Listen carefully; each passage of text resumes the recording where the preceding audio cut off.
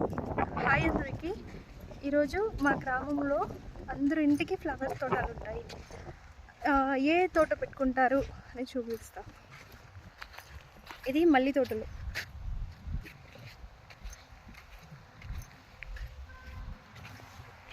పక్కన పోతున్నాము. పక్కన రోజా తోటలు. ఒక ఫార్మర్ ఇదంతా. ఈ మల్లి తోటలు వాళ్ళదే, ఈ రోజా తోటలు వాళ్ళదే. మళ్ళీ దాని పక్కనే ఉన్నాయి ముళ్ళ తోటలు. ఈ ముళ్ళ తోటలు వాళ్ళదే. ఈ ముళ్ళ తోట పక్కనే కాకడ తోటలు.